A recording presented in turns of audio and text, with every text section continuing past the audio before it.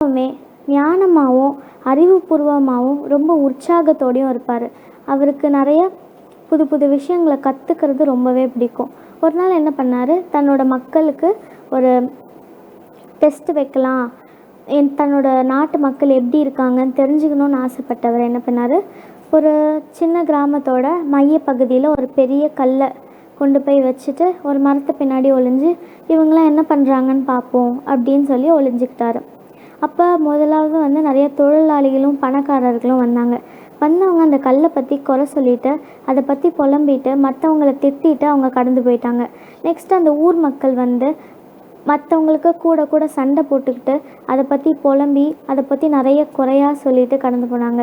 கொஞ்ச நேரம் கழித்து ஒரு வயசானவர் ரொம்ப டயர்டாக சோர்வோட ஒரு பெரிய மூட்டையை தூக்கிட்டு ஒரு உழைப்பாளி வராரு.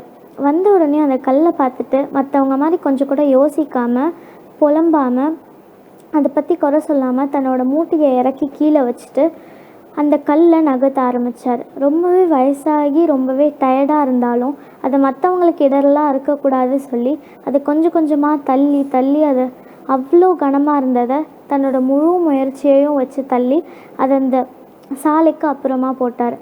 போட்ட உடனே தான் அவர் பார்க்குறாரு, அந்த பெரிய கல்லு கீழே ஒரு பள்ளத்தில் ஒரு பெட்டி இருந்தது. என்ன பெட்டி இது அப்படின்னு சொல்லி அந்த பெட்டியை திறந்தவருக்கு ஒரே அதிர்ச்சி. அதுக்குள்ளே நிறைய தங்க நாணயங்களும் ராஜா கிட்டேருந்து ஒரு கடிதமும் இருந்துச்சு. இது ஒரு உழைப்பாளிக்கான பரிசு அப்படின்னு இருந்துச்சு. அவருக்கு ரொம்பவே சந்தோஷம். இதிலேருந்து நம்மளுக்கு என்ன தெரியுது, நமக்கு கிடைக்க வேண்டிய ஆப்பர்ச்சுனிட்டிஸ் ஆசீர்வாதங்கள் எல்லாமே நம்மளுக்கு வர ப்ராப்ளம்களை தான் இருக்குது. நம்ம அந்த ப்ராப்ளம்களை எவ்வளோ சால்வ் பண்ண ஆரம்பிக்கிறோமோ அப்போ தான் நம்மளுக்கான ஆப்பர்ச்சுனிட்டிஸ் நம்மளுக்கு கிடைக்க ஆரம்பிக்கும். பைபிளில் கூட ஒரு வசனம் இருக்குது, சகல பிரயாசத்தினாலும் பிரயோஜனம் உண்டு. நீதிமொழிகள் 14:23. நம்ம எவ்வளோ பிரயாசம் படுறோமோ அவ்வளோக்கு நம்மளுடைய ஆப்பர்ச்சுனிட்டிஸ் நமக்கு கிடைக்கும். கலாத்தியர் 6:9 ஒரு வசனம் இருக்குது, நன்மை செய்கிறதிலே சோர்ந்து போகாமல் இருப்போமாக, நான் தளர்ந்து போகாமல் இருந்தால் ஏற்ற காலத்தில் இருப்போம். அவர் மற்றவங்களுக்கு இடரெல்லாம் இருக்கக்கூடாதுன்னு சொல்லி நன்மை செய்தனால அவருக்கு ஒரு பிரயோஜனம் கிடச்சிது.